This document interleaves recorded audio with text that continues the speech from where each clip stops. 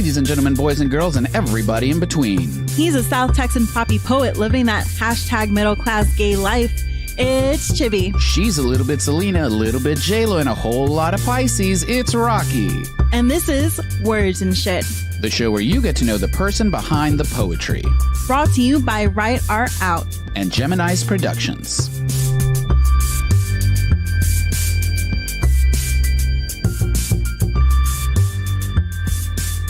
Hi, friends. How's it going?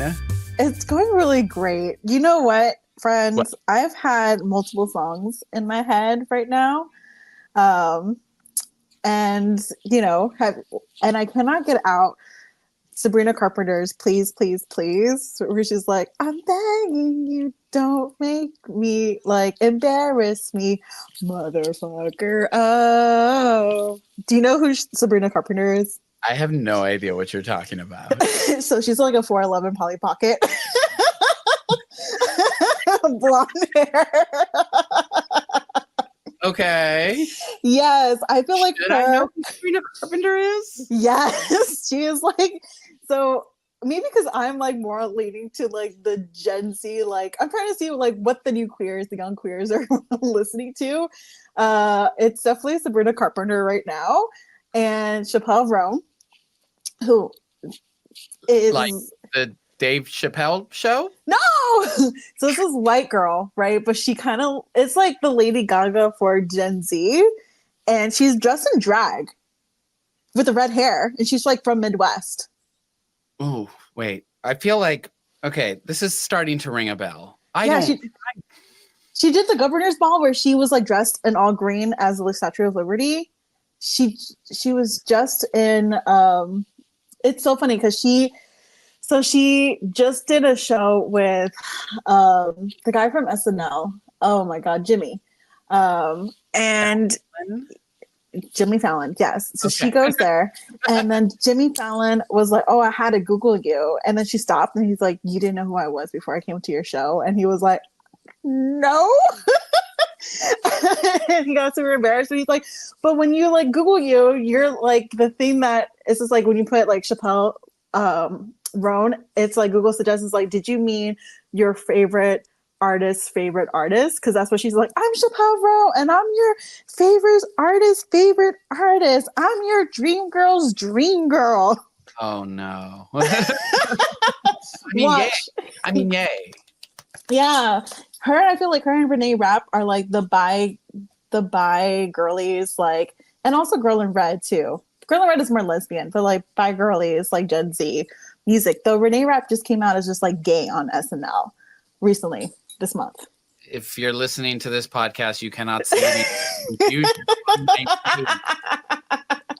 Yes. You are saying names, and I'm supposed to know them, but I don't. Have you heard Chappelle's like HOTTOGO? Just hot to go? Absolutely not. I am girl. Go ahead. I'm still listening to Adele's last album. Okay. No, I really am. I've always been kind of disconnected from like pop culture. Okay. I dabble in it because my queerness forces me to, but I'm so not, and because I'm a little punk rock, anti-capitalist, burn the system down person deep down inside, and so like I don't subscribe to the pop culture very much, never have, but I feel like I'm missing some key integral parts of society because of it.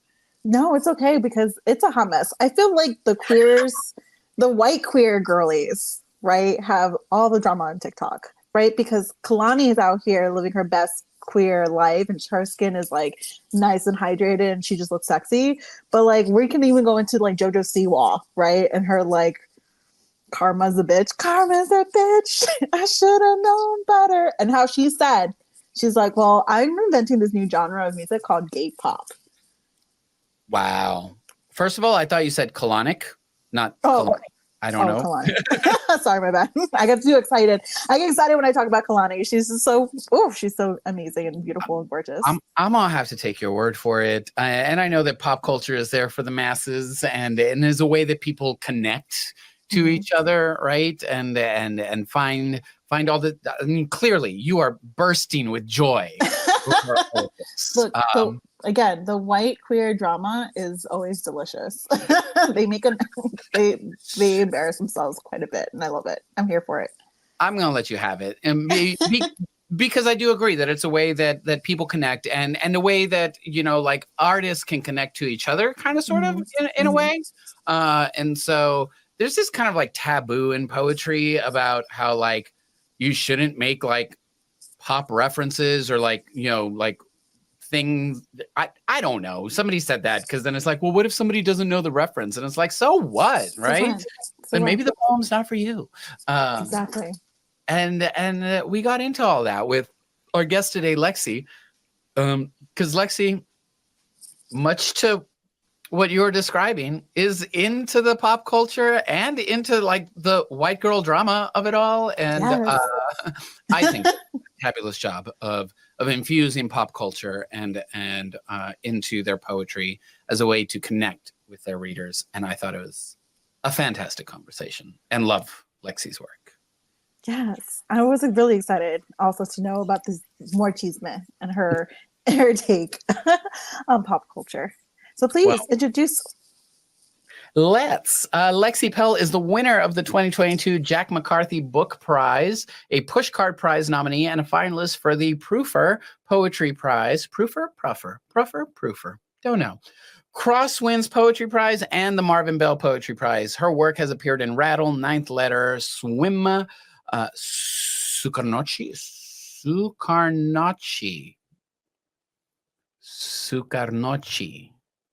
I'm going to Mexicanize that. Review and The Shore.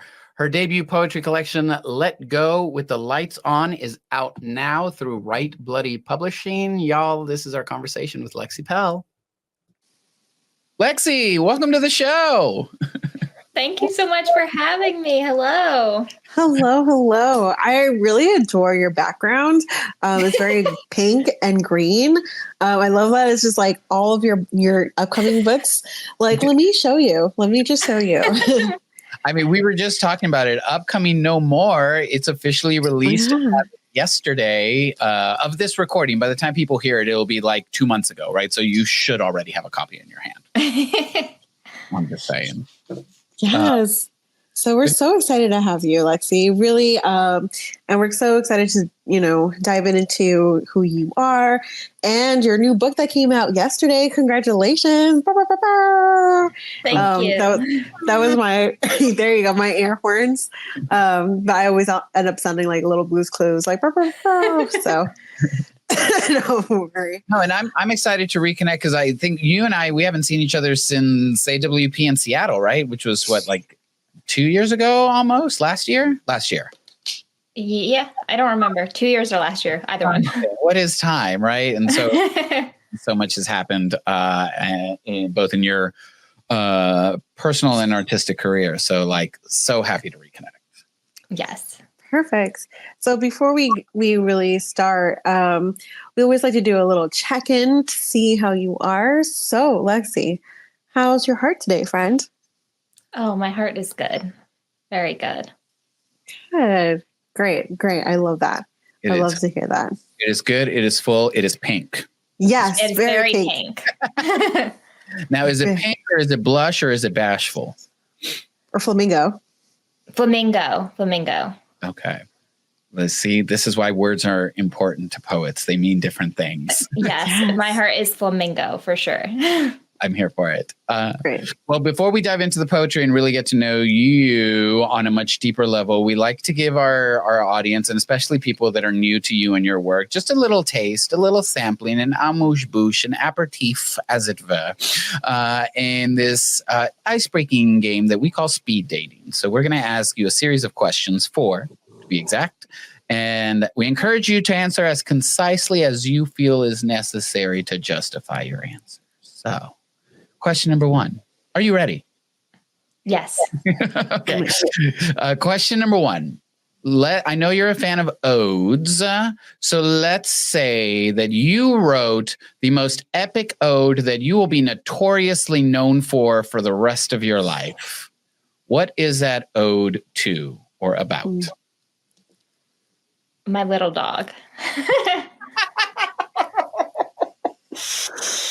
I'm laughing so hard because before we hit recording, Lexi was talking about having her dog walk her down the aisle for her marriage certificate. So it tracks. It really does. It really does. I mean, they're our fur babies, you know? They are our children. I always make sure that my mother calls me every Mother's Day to wish me happy Mother's Day. Because we are mothers. We are parents to our fur babies. I love it. I love it. My question right now is, what is your current obsession? It could be a book, it could be a song, it could be a TV show, or anything. What's your current obsession? Oh, I'm very into Donna Summers right now. Oh, I'm in my like disco era, I think. Like I'm a low key person, but if I like did want to do a big wedding, I would have a disco themed wedding because I am just like very into disco and like bell bottoms, everything, the dancing, the whole shebang. that is amazing. Do you have a specific song by her? Because I also grew up with Donna Summers because with my mom, like very disco. Yeah. I mean, like I love it all. Like, you know, but like my fiance and I will sing I love to love you, baby. Like just like all the time, like just love it. So yeah. But every song I have, hold on, let me tilt you up. That's Let's Donna Summers up there. Oh, wow. I see it. I love it. Yeah. Yeah. So I was very excited to find that in a record store. So I mean, you're kind of giving platinum blonde Cher right now with the bangs and the long hair. So like it's giving. You're on brand. So all right, my next and last question, and I ask this to everyone on our show, which is what is your favorite thing to eat? Whether it's a specific dish or a whole or just like a food item. Oh no. Well, I found out I had high cholesterol, so like my life has gotten like way worse recently. But probably ice cream, and I like making my own ice cream, so ice cream probably is my favorite. Wait, say more about this making your own ice cream thing. Yeah. So I wanted an ice cream maker, and like my justification for it was like I will bring ice cream to everyone. Everywhere we go, I'll just bring ice cream, which in theory sounded like a good idea. But like, if you don't live 5 minutes from someone, it's actually just a disaster. And then like, if you're selfish like me, I'm like, okay, but just try it. I know it's like soup, but just try it anyway, you know? So that's not really good. But I really wanted an ice cream maker, and I was like, I will make ice cream. Like, you know, it's like, I didn't want it to be one of those objects that just sits in the counter, like, you know, it's just taking up space. So I was like, no, I'll make ice cream. So I have like a ice cream recipe book, and I've like made like over half of the recipes in there, and I've made my own recipe. My favorite recipe that I've invented is I call it afternoon tea, and it's in the Earl Grey ice cream with bits of lemon pound cake, and I make my own lemon pound cake. It is so good. Yeah. And I'm obsessed with it. And I like force it on people because I just think it's brilliant. But I mean, mostly everyone loves it. But please package it and send one down to Texas, because I'd gladly be forced to eat that. Oh my God, it's so good. And I like having like bits in my ice cream. Like I'm definitely like a Ben and Jerry's bitch. Like I like to put things, like if I make like red velvet, it's got like cream cheese frosting and little bits of cake in it. Like I'm very much like things should be in your ice cream. It should not just be plain ice cream. No, I kind of like the crunch. I like something to chew on, or like, yeah, that is fantastic. I'm so here for that. Let's see. My last question, because your book just came out, right? Can you let us know what song do you think really like accompanies your new release? Well, there is a song that's in the book. So I'm going to say it's Man, I Feel Like a Woman by Shania Twain. Oh, that's yeah. Yeah. Okay. So Rocky is dead fast on a mission. This was like my playlist. So this is her research. As she, I'm tasking you now, Rocky, create this playlist. I know. I feel like I should. It's been the last like 4 episodes, and I'm like, you know what? I want to know what people are listening to and will bring some joy, because I think we need all that joy in the world right now. So, Man, I Feel Like a Woman is such a great song. Yeah. Follow-up question: what's your relationship with Shania? Yeah. I don't really have like a relationship to Shania Twain. I associate I'll read the poem later on, but I went to an eating disorder treatment program in Utah, and that song would come on, and it was like the one like kind of moment of like joy. Because like who doesn't like really, like, it just changes the mood like if that song comes on. So I like associate that song with like just the pure joy. I liked it when it would like when I first heard it when I was a kid, but I didn't really like know anything about like her or her music or whatever. Like so wasn't really like it was a bop, but I didn't like really, but from that point on, like that song had like a lot of significance to me. So I can totally relate. There's like 2 or 3 songs that were playing on the radio when I was in rehab. And similarly, like I don't really have like a long-term relationship with the artists of those songs, but when those specific songs come on, immediately lifts my spirit. So I completely understand that. Okay, great. So this was just skimming the surface, and we've already kind of dove into so many different ways that this conversation can go. But before we dive into the conversation, I think it's a perfect little segue for a poem. Yes. Okay. All right. Well, since we talked about it, I'll just read the poem. It wasn't a poem I planned on reading, but I know it's actually right in front of the other poem. So this is my book. I clearly have a lot of copies of my own book. It's called Ode to the Way We Move.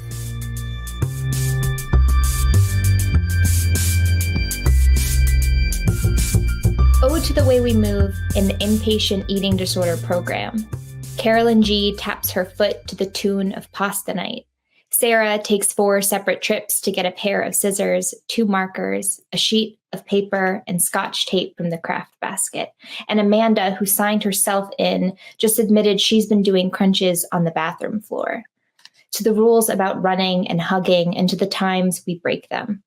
In group, when Viv's cousin drives 4 hours from Vermont to play Uno during visiting hours.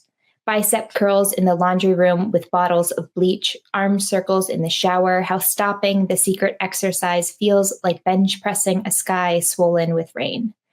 To the little blue boombox we let sing to us before bed, Man, I Feel Like a Woman, and the hairbrush microphone Sunini to mouths, Let's Go Girls into. Our small rebellion in the common room of the locked ward. We shimmy our sweats into slip dresses, our bodies loud as a nightclub. Hospital bracelets, bangles we raise above our heads. Paige, former patient turned night nurse, feather boas me toward her with a stethoscope and doesn't, for 3 minutes and 45 seconds, say anything about the liability of our heart rates. We risk punishment for this.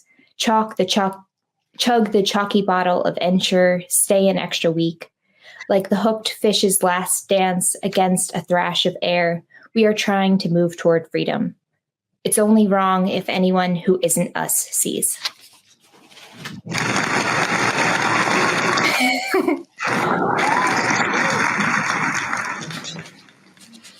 The imagery. Okay, that's all. I'm Rocky, you go. I'm just reveling in the imagery. No, it's really fantastic. I think it's the way that you just kind of talk about moving, right, in a place that kind of sometimes isolates you, but it's supposed to be in like group sessions as well. I guess like why can you kind of talk about like that experience and why you wrote about the necessity to find joy in places like rehab, places like in those sometimes sterile like institutions, right? Yeah, I love that question. That's such a good question. Yeah, I think that was kind of the reason why I wanted to write it, was because I found that I didn't really want this book to be so much about like, oh, poor me, you know, this, you know, I felt like that wasn't going to challenge me as a writer. Like I was kind of going to say, I felt doing that would not allow me to discover anything in the writing process. And I really wanted to discover things. I didn't want to just be like, you know, repeat things that people already know, you know? So I found that by talking about things that are less, you know, like it's not fun being in a treatment center, you know, like that. I don't think anyone's like, wow, that was like so great, I want to go back. But yeah, this specific moment of joy was like so profound to me, and it really stuck out. And it was something that I kind of kept thinking about, like, and then I was like, oh, this should be an ode to this thing. And, you know, movement, when you're in eating disorder treatment, they often like really limit how much you can move because people abuse exercise and stuff. So it felt really kind of, and that play between like, you know, we're not really allowed to do this, but there are moments where, you know, it's tricky. And I just kind of liked playing with that. So I think that was kind of what inspired the poem. No, amazing. I know that Chibi has another question, but I want to know, because Chibi obviously knows you from previous connections, but why odes? Let's start there. Why do you love odes so much? You know, this is like the second or third time we talked about odes with you. So I'm curious. Oh my gosh, you asked the best question. I think just because it's a good for me, like I think it does for me what people like really use like form for, you know, it gives me like a structure. It's like, okay, well, I'm going to be praising this thing. And so I think that that's very appealing to me, because it's like, you know, how do I start writing about this, you know? And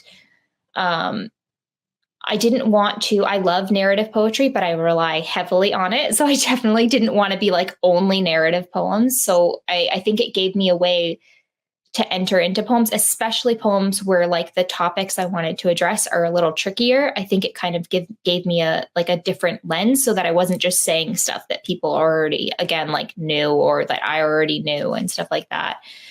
And also I just like it. I feel like there's something when you hear an ode, like there's just some, like, there's a little bit of like joy. Like when I am like listening to poetry and someone's like, and this is an ode to blah, blah, blah. I'm like, yes, like I just get into that like warm feeling, and I'm just like, oh yeah, it does something. Oh my God. Great. Well, Rocky kind of stole my question just a little bit. Sorry. Not sorry. Because I think odes are such a special kind of form, kind of the way that you put it, in that we are allowed to give praise to the mundane, right? The most mundane thing, right? I know you mentioned a love of Ross Gay, and who doesn't love Ross Gay? That's true. But my question was going to be, how many odes are in the book? But that's not as fun as Rocky's just general. Why odes? Oh, that's a good question. I have a lot of like what I call, or which like is definitely stolen from Ross Gay, because not all the poems in the catalog of Unabashed Gratitude are called like odes, but they're clearly odes. So I think I kind of stole that idea, and I didn't want every poem to be like ode to blah, blah, blah, ode to blah, blah, blah. So I only did the ones that like felt like odes. I don't know how to explain that, but like that one felt like I needed to like preface it, because I couldn't just say like to the way we move or something, you know, that would be kind of weird. And also I like the like turn, because it's like ode to the way we move, and it kind of sounds like it's going to be like a sex poem or something, and it's not. And then it's like, no, here we're gonna, you know, so that was why.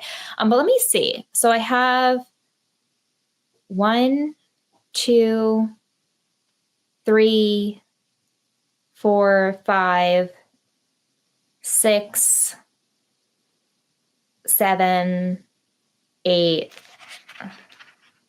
9, Yeah, like 9, I would say 9 or maybe 10, like 10, but some of them are hidden. So you'd have to like go in and be like, is this an ode? But yeah, I think it's more the framing of it. So it's like, if I'm writing about something, like I have a poem called The Pink Cheetah Print Coat, which is not an ode.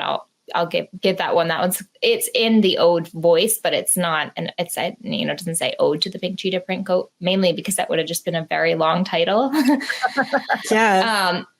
But it gives me like a way of going, okay, I'm going to just look at this thing and like really look at it. And so I think that that's kind of what it does for me, is it kind of like allows me to go, okay, well, how can I describe this thing in an interesting way and not like tell a story about it, but actually like look at it. I love that. Yeah. Cause I was, cause while you've been promoting a lot of your new release book, let's all kind of say it's Let Go with the Lights On. I feel like we've been haven't said the title, and we should. It's been very interesting. Like you even put like little snapshots or parts of your poem on your Instagram page. Cause we do stalk your Instagram page a little bit for these things. Research. Yeah, it is research. Sorry, I'm finding out. We've researched whatever is out there on the interwebs.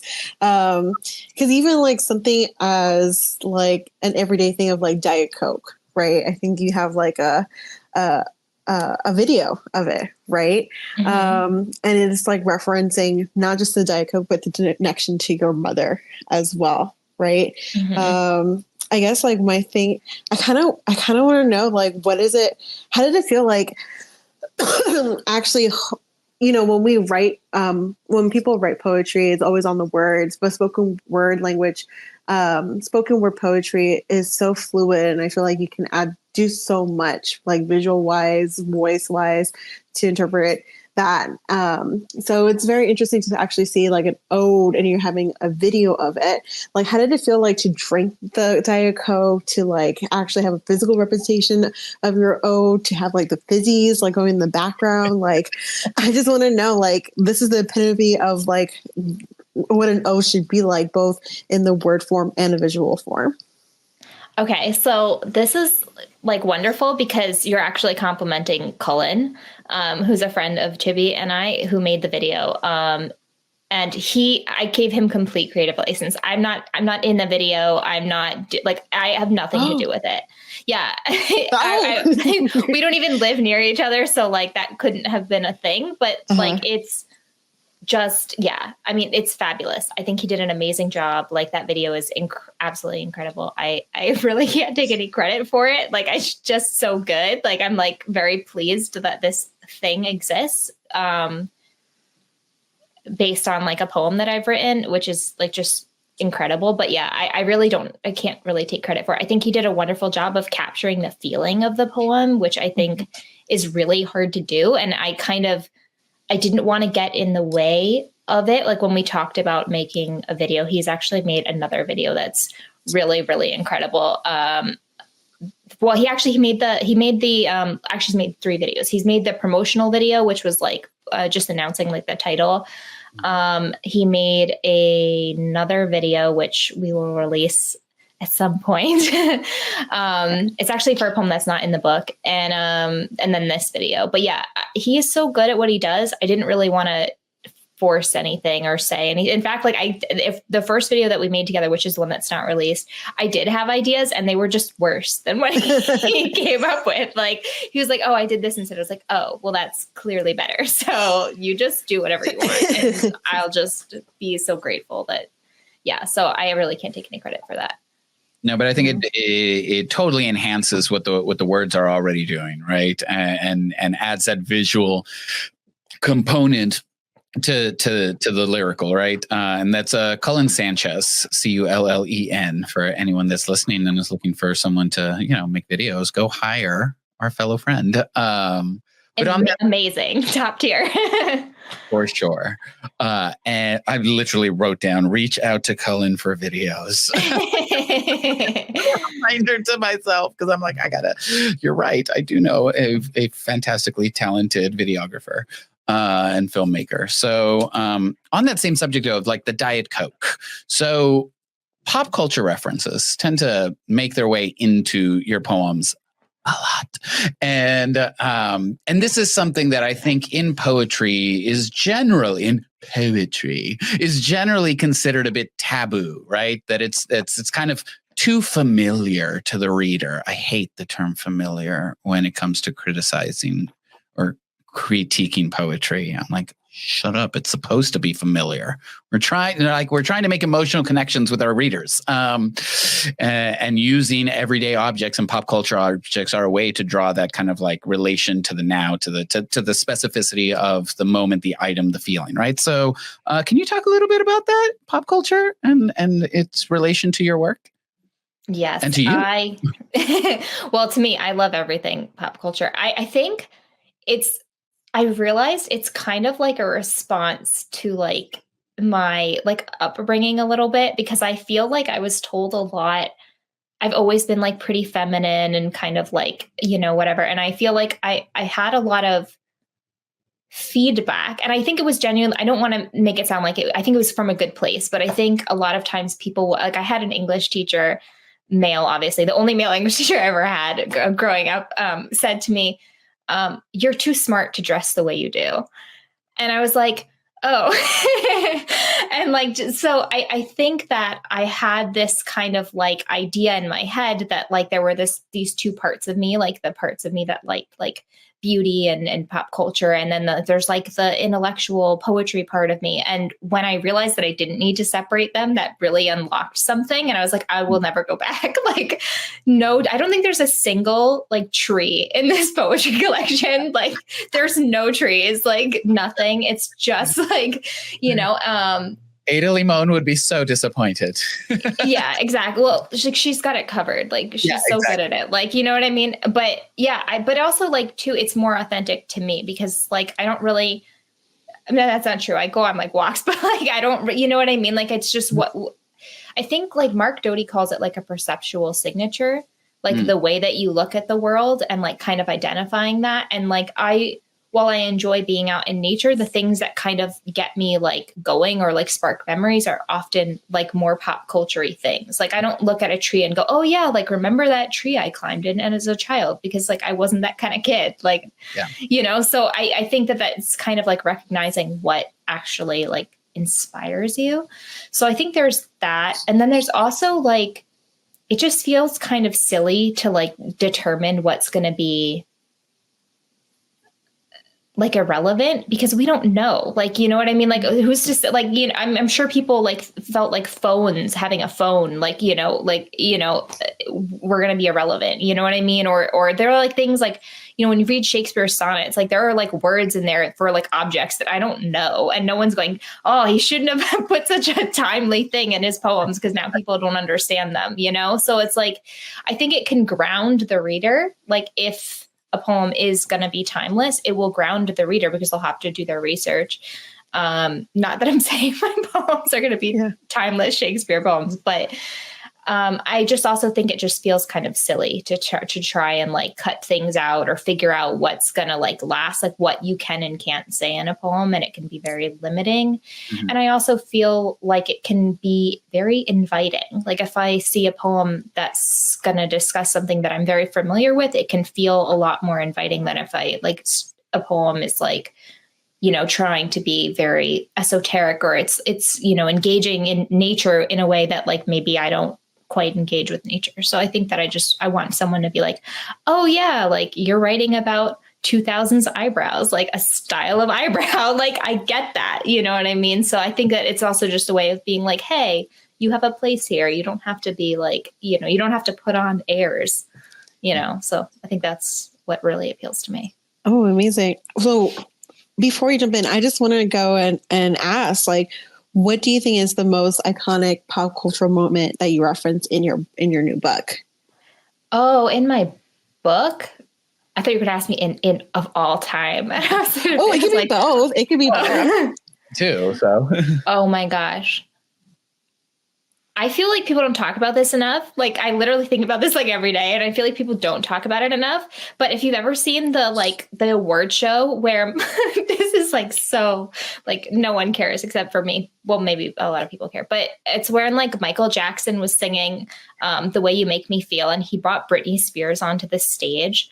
And it just felt so iconic to me. And I think about it like all the time. Amazing. It was like such a like passing of the pop music torch. Like I know that everyone talks about like the Britney and Madonna kiss, and like that's great. But like that moment though, like when she appears, like I don't know, I feel like that deeply shaped me as a person. I just think about it like all the time. I was like, oh my God, it was so like the way she came out and like so glamorous in this like little green dress. I think about it like constantly for no reason. I love it. I see Chibi trying to like go onto the interwebs to see like the dress and too. Yes. Oh my God. It was such a moment. I literally, I think about it all the time. It's not in any of my poems because like, I think it feels too big to write about. There's like too much there. Like I can't like really quite get there. But yeah, I think that's like, to me, was so iconic. And I think about it all the time. In my book, probably the one that I like really, because there's a lot of references, like it's just dropped in, which I think I do a lot. Like, you know, like I have like the Disney Channel and stuff like that, which was like something I watched a lot as a kid and, you know, stuff like that. But probably the 2000s eyebrows was like kind of a deep dive into like that particular time period. So I think that would be the one that is the most focused on, because oftentimes I'll just drop it in, like just to kind of ground the poem and like what we're talking about. But that one's really just focused on it. So probably that. Oh, well, I think that is a great way to like kind of transition to asking for another poem. So you can kind of just like sprinkle us with more pop culture references and bless us with your words. Okay. I think I'll read the last poem in the book. It's called, so this poem took me the longest to write out of all the poems in the book. And that was because I'm very like easy to influence. So like any subject that like I take in school, I'm like, oh, is this what I should do? I love this. This is like the best thing ever. And like, I'm very like, you know, like I think that I'd be a good person to target for a cult. Like I could really like, I'm just like, oh, wow. Yeah. So like, I get very excited about things. And so I took a philosophy course, like just like, you know, basic ass philosophy, but everything was like so intense to me. And I was like, so when I learned about like the ship of Theseus, I had the idea for a poem called She of Theseus, but I had no idea what to do with it. So I just had this title and I tried writing it. And it like basically came, I kind of finished it like the week before after the book was due. Because I'm terrible with deadlines. So anyway, this is this poem. And for anyone who doesn't know, the Ship of Theseus is like a thought experiment that's about a ship. And it's like, you know, if you have this like old ship and you replace all of its parts with new parts slowly over time, and then like you build another ship with the parts that you've taken off, which is the actual Ship of Theseus. So it's kind of exploring like the self and everything. And I just thought that was really fabulous. And so I just made it this, She of Theseus.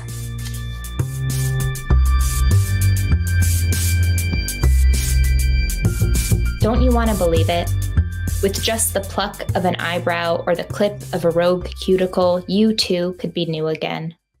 Beauty is the self's sneakiest assassin, slipping in through the unlocked door of desire, slashing tomorrow's throat with its shiny switchblade. I make the hair appointment, get the fillers, say, I love you, like love is a soft pillow held over the face. I don't hate myself. I hate the idea that I might miss out on all the selves I would have fun being. I bleach my upper lip and blanch my belief in God, pierce a second hole into my lobe and learn to love listening to the rank bagpipes of my mother's pit bull's breath. Why tether yourself to one body when you can have a walk-in closet of potential? Why settle for timelessness when you can tear each self like a cheap dress and feel the world is one sequin on the ball gown of the universe? my infinity, try again and try again. When I apply mascara in the mirror, I open my mouth.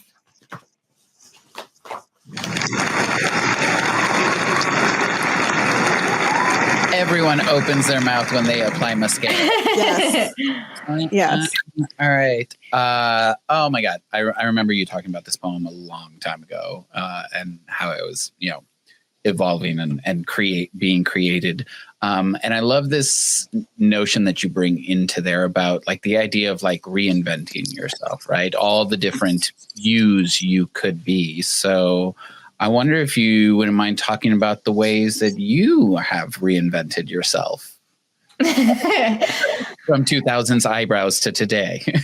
Yes. Oh my gosh. I feel like this curation I feel like people are becoming more aware of it now, like with like aesthetics and stuff and like that whole like TikTok culture and stuff, which is kind of interesting because I didn't really know how to articulate it like growing up, but like I really like the idea of like reinvention and kind of like not necessarily like saying that people need to box themselves in, but kind of this idea that you can really just change at any moment. For me, like it's always like about my hair. Like I've been every color, like, I've been pink, I've been purple, I've been blonde, I've been a redhead, I've had black hair, I'm a brunette naturally. But I feel like every time I dye my hair, I'm like, oh, now I'm moving into the next phase of my life.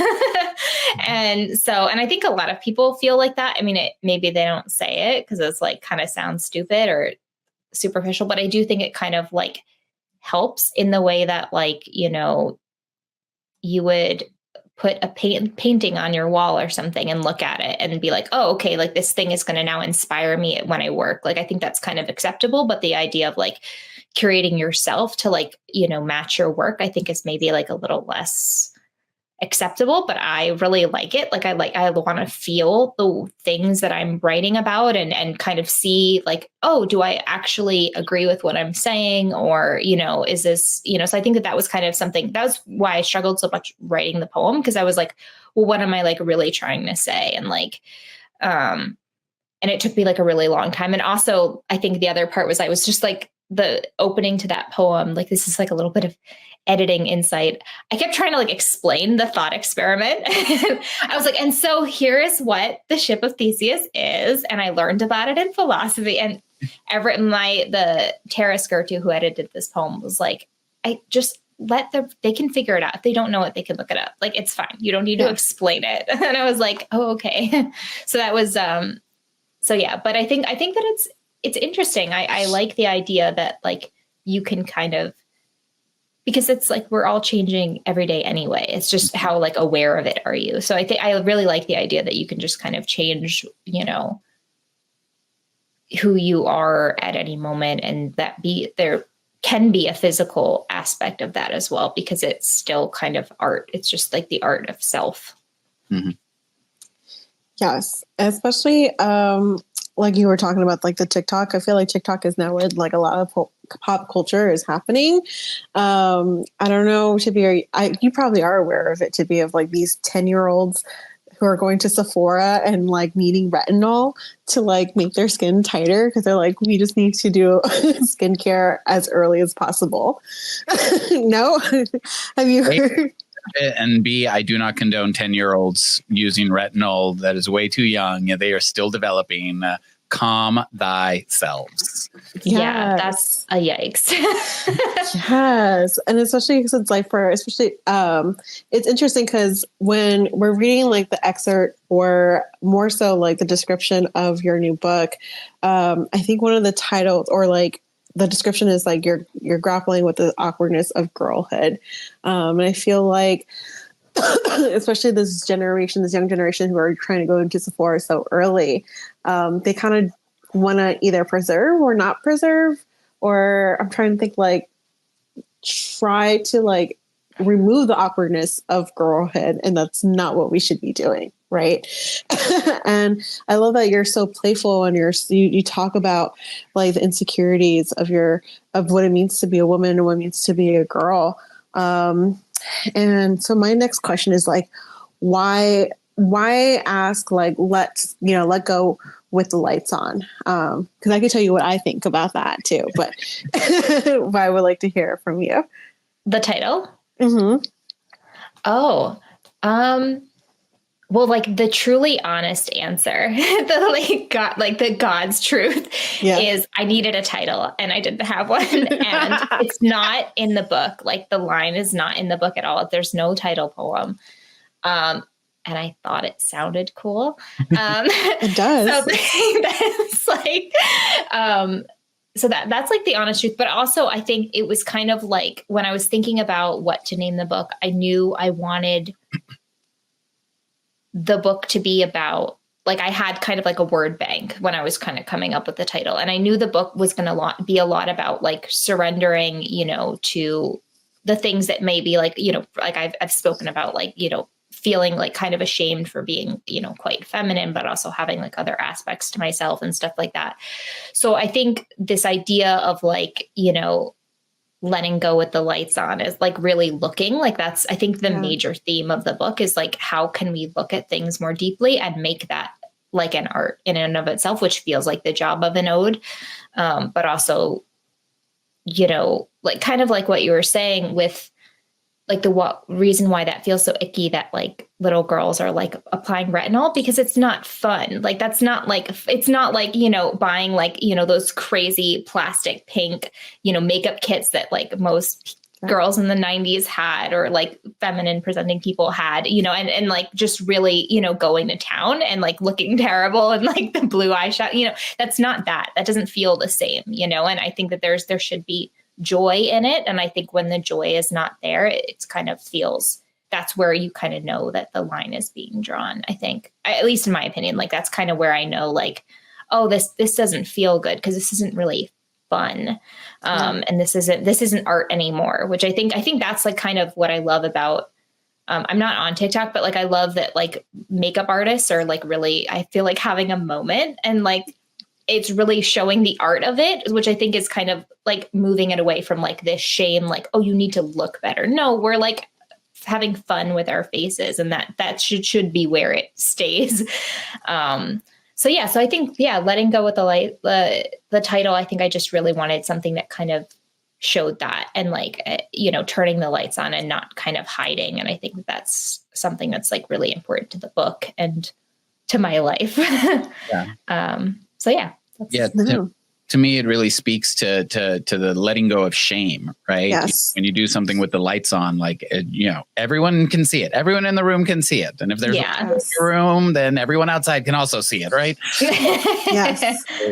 There's this like rebuttal to shame and like rebuking it and just allowing this moment of like vulnerability to like live in the spotlight. Right. And I know a lot of people struggle with being vulnerable. And I think you do that quite successfully in a lot of your poems. You write about really personal, very heavy, very vulnerable topics, but still have this light hand to it, right? It feels like it's very delicately dealt with. Versus forcefully. Can you talk a little bit more about that? Yeah, I think for me personally, I think it really depends on the type of writer. Actually, the poet Danusha Lamiris has this incredible workshop where she talks about like the lenses of poetry, which I think really changed how I saw my own work. But basically it's like what kind of like lens you write from. And she has one of them she identified as an uncomfortable truth teller.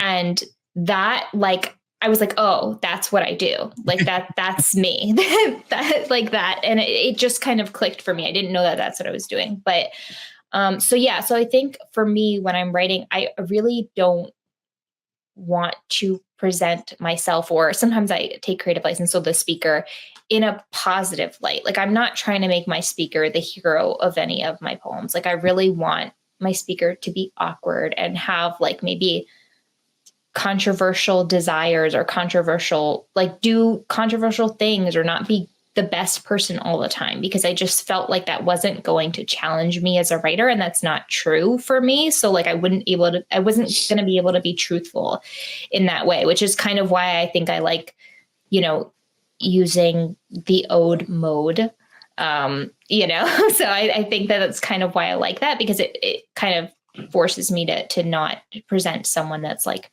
you know, like I'm going to praise this kind of weird thing or something. And yeah, but I want to be honest. Like I want someone to read my poem and feel like, oh, I don't have to be ashamed of feeling this way or acting this way, or, you know, I didn't want that. So I think that was kind of really important to me.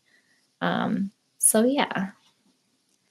No, I love the uncomfortable truth teller, right? And then your speaker to be awkward, because humans are awkward. And if they say they're not, like, they're not cool. They're not cool. Yeah.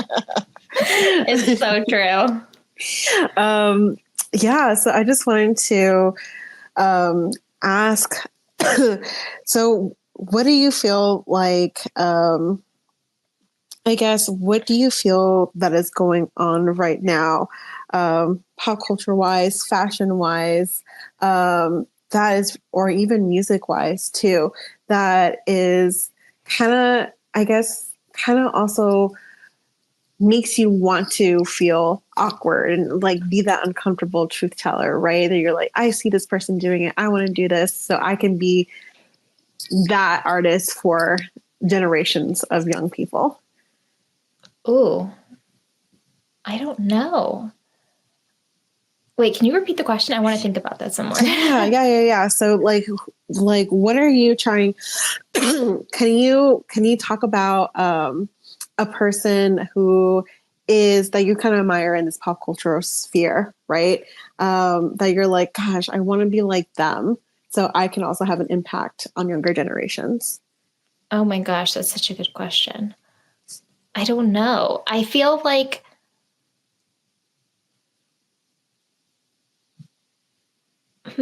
well, I feel like one of the things that I see more so in poetry than any other genre is this ability to really be like messy in like a way that like I feel like is not like I mean, you can be kind of, but like I feel like in songs, like it's like, okay, we're capturing a feeling. We're not like being too confessional. Even if they say they're being confessional, it's like I'm never like, oh, you like kicked your boyfriend in the face because like, you know, he wanted it during sex or something, you know what I mean? Like, I don't know, like, it's never going to be like that. Like it's always kind of like a watered down kind of thing. The ending of my poem Ransacked is tell me your worst stories. And the reason is because like, that's what I want. Like, I want to like hear people's like worst stories. And I feel like that's kind of, I don't know, like there's nothing that connects people more. So I feel like, but I will say that one thing that I really like, who's like the queen status for me, is the photographer Cindy Sherman. I really love her photographs that she's been doing like recently, which are like, or just, well, all time. But I like how like ugly some of them are and like kind of like gaudy. And she has like this great series of like these like, you know, middle-aged presenting women kind of like doing the kind of, you know, things that we associate with like, you know, trying to appear younger or have more money than they actually have. And I just think that's really powerful, like actually showing that. And not really, I think the great thing about her photographs is because she's not commenting on them, like they're just speaking for themselves. Like you kind of have to like take that in and think about like, she's wonderful and I love her. But yeah, so I think that kind of, I like the idea of presenting something and not necessarily going like, and I know it's bad, but you know what I mean? Like, it's kind of just like, this is a thing and it exists. And I think we're more able to like grapple with things when we're not trying to just go like, but I don't feel that way. And I don't ever wish I was younger than I really am. Or like, you know, like, I just feel like that kind of, that I worry sometimes that in an effort to, you know, be a good influence, people sometimes act like they don't have those feelings. And that kind of frightens me because I'm like, oh, well, then everyone's keeping secrets, like I remember saying like I wanted to have a poem that said I have fillers. That was like really important to me. And because I was like, if no one talks about it, and it's like, I know that more people have it than will admit it. And so I just really felt like it was important to say in a poem, because it just felt, and not that I agree with it or think that it's like something everyone should get. And it does scare me that like younger generations are getting it for, whatever.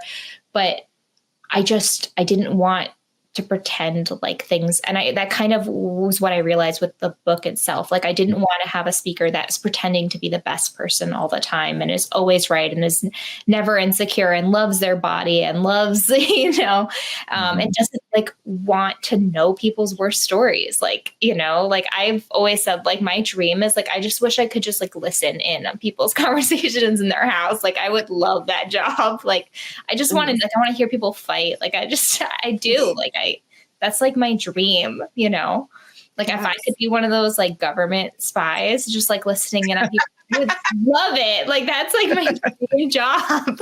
I would love it. I just want to know, like not for any, just to listen. Like I like that vulnerability. Like I like the idea. And I think that that's like one of the beautiful things about poetry is you can kind of get that peek in, whether it's true or not, you kind of get that. It feels like consensual spying.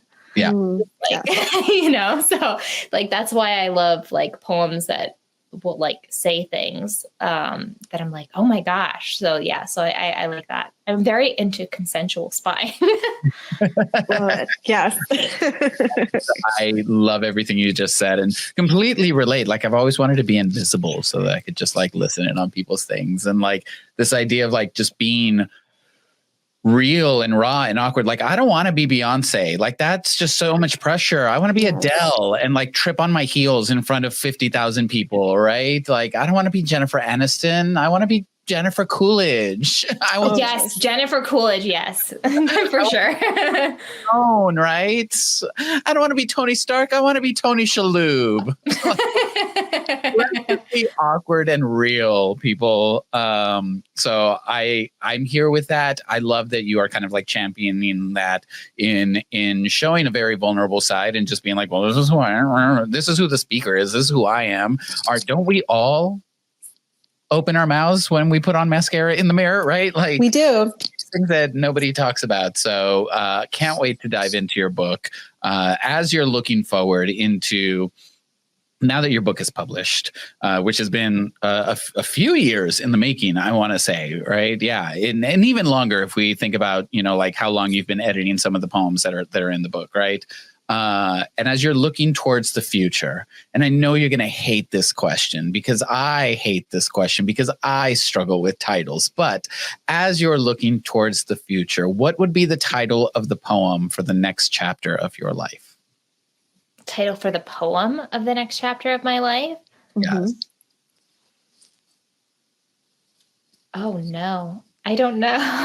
That's such a big question. I do have my dream job. Like my dream, my poetry dream is I want to create an anthology of poems and I'm going to call it Not for Everyone. And it's just going to be like the most random niche poems. Like there's a poem called Strange Ode by Susan Brown that I love. And it's about like a guy asking a woman to pee on her head, and it's fabulous. You should look it up. Jeremy Radin's Ode to My Penis or something like that. That one's going in there. Like that's my dream job. So Not for Everyone is, then maybe that should be like my life thing. Not for everyone. So yeah. Roll with it into the next chapter of your life. That is good. Because you know what? You shouldn't be made for everyone, right? We are, we definitely, that's perfect. That's the perfect title. Well, thank you so much, Lexi, for coming. Thank you for sharing this. It's really been thank you for allowing us to be awkward and girly with you. And yes, we all know that your book just came out yesterday, but where can people find you and your work for your future endeavors and hopefully that anthology of Not for Everyone? Yeah, you can follow me on Instagram. That's where I'm most active. That's where I like post when I have a reading or anything. So that's probably the easiest way to find me. That's at Lexi Pelle Poetry. My website is lexipelle.org. All my poems that have been in journals and stuff are there, and you can buy the book. The link to buy the book is there. And yeah, that's where the best places to find me. I love it. The book is Let Go with the Lights On. The poet is Lexi Pelle through Right Bloody Publishing. This has been just such a joyful, and I think I hate using the term youthful, and I hate using the word childlike, but it just felt very free in the sense of like the way children, just move through the world without consciousness of guilt or shame or repercussions for that matter. That's how this conversation felt, and I feel lighter because of it. So thank you so much. Oh, I'm so glad. I feel that way too. Well, thank you so much again. It was a pleasure having you, and good luck. Thank you. Thank you so much. This is wonderful.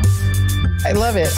Like, I want to go play in the sand. No, I don't want to go play in the sand. I hate sand. That's the wrong. I want to go ball pit. That's what I want. I want to jump into a ball pit right now and just feel free. Because that's how I feel. And that's honestly how I feel a lot of Lexi's poems come across, is in this very like liberating way, whether it's liberating for the speaker or liberating for the reader. Like there's just something very free about it. And as she was talking, I kept just kind of going back.